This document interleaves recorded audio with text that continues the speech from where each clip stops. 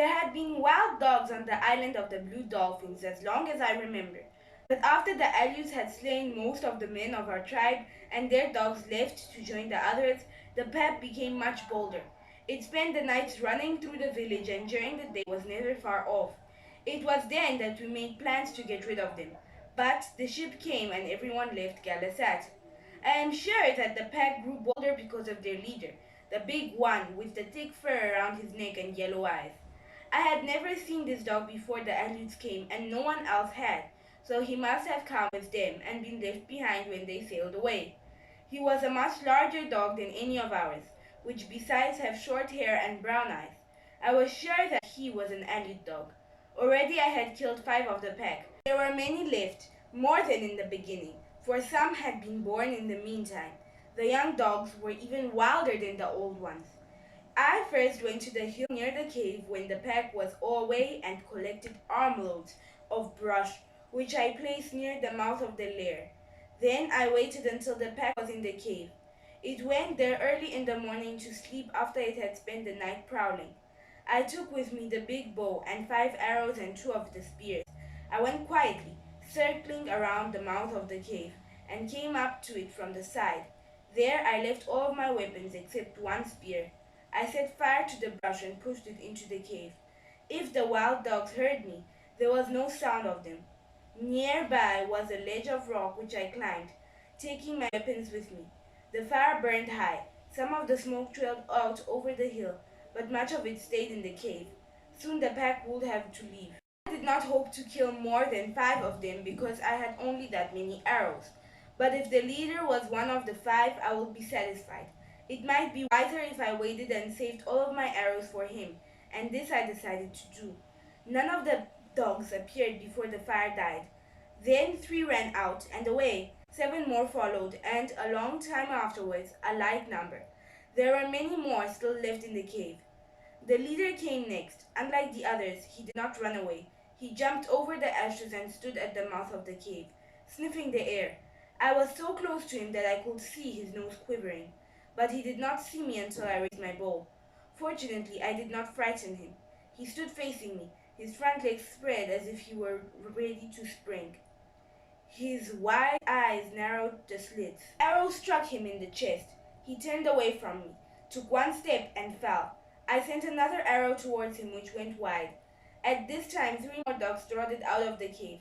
I used the last of my arrows and killed 2 of them. Carrying both of the spears, I climbed down from the ledge and went through the brush to the place where the leader had fallen. He was not there. While I had been shooting at the other dogs, he had gone. He could not have gone far because of his wound, but though I looked everywhere, around the ledge where I had been standing and in front of the cave, I did not find him. I waited for a long time, and then went inside the cave. It was deep, but I could see clearly. Far back in a corner was the half-eaten carcass of a fox. Beside it was a black dog with 4 gray pups. One of the pups came slowly towards me, a round ball of fur that I could have held in my hand. To hold it, but the mother leapt to her feet and bared her teeth. I raised my spear as I backed out of the cave, yet I did not use it. The wounded leader was not there. Night was coming and I left the cave, going along the foot of the hill that led to the cliff. I had not gone far on this trail that the wild dogs used when I saw the broken shaft of an arrow. It had been gnawed off near the tip, and I knew it was from the arrow which I wounded the leader. Farther on, I saw his tracks in the dusk. They were uneven, as if they were traveling slowly. I followed them towards the cliff, but finally lost them in the darkness. The next day and the next it rained, and did not go to look for him. I spent those days making more arrows. And on the 3rd day, with these arrows and my spear, I went out along the trail the wild dogs had made to and from my house.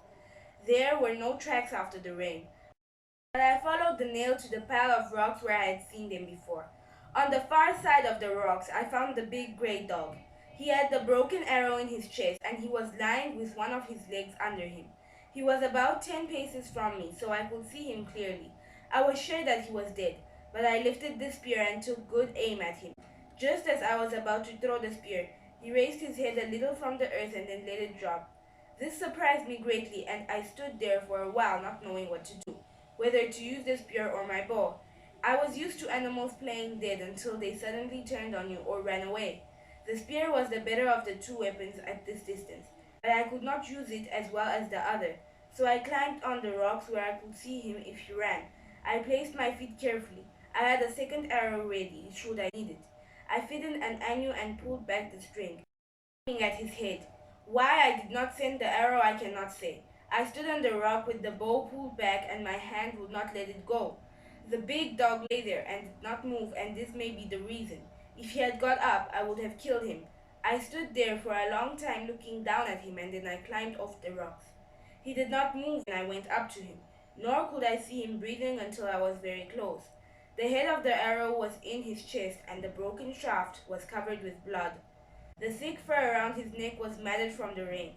I do not think that he knew I was picking him up, for his body was limp, as if he were dead. He was very heavy, and the only way I could lift him was by kneeling and pulling his leg around my shoulders. In this manner, stopping to rest and when I was tired, I carried him to the headland. I could not get through the opening under the fence, so I cut the bindings and lifted out two of the whale ribs and thus took him into the house. He did not look at me or raise his head when I laid him on the door, but his mouth was open and he was breathing. The arrow had a small point, which was my fortune, and came out easily through it had gone deep. He did not move while I did this, nor afterwards, because I cleaned the wound with a peeled stick from a coral bush.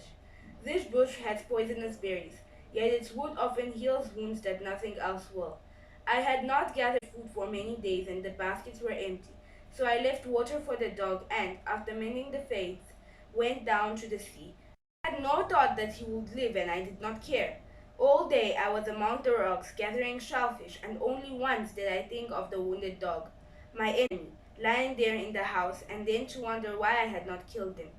He was still alive when I got back, though he had not moved from the place where I had left him. Again I cleaned the wound with a coral twig. I then lifted his head and put water in his mouth, which he swallowed. This was the first time that he had looked at me since the time I had found him on the trail. His eyes were sunken and they looked out at me from far back in his head. Before I went to sleep, I gave him more water. In the morning, I left food for him when we went down. When I came home, he had eaten it. He was lying in the corner watching me, while I made a fire and cooked my supper. He watched me, his yellow eyes followed me wherever I moved. That night, I slept on the rock, for I was afraid of him, and at dawn, as I went out, I left the hole under the fence open, so he could go. But he was there when I got back, lying in the sun with his head on his paws. I had speared two fish, which I cooked for my supper. Since he was very thin, I gave him one of them, and after he had eaten it, he came over and lay down by the fire, watching me with his yellow eyes that were very narrow and slanted up at the corners. 4 nights I slept on the rock, and every morning I left the hole under the fence open so he could leave.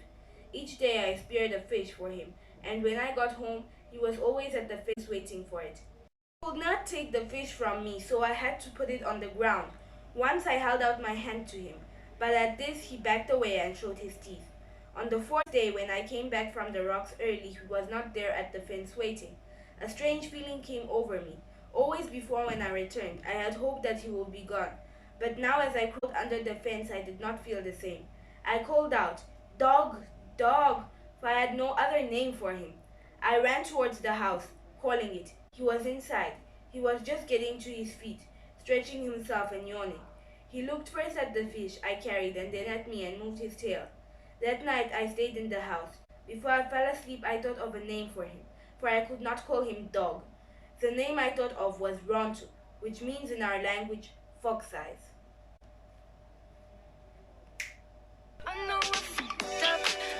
And now, chapter 16.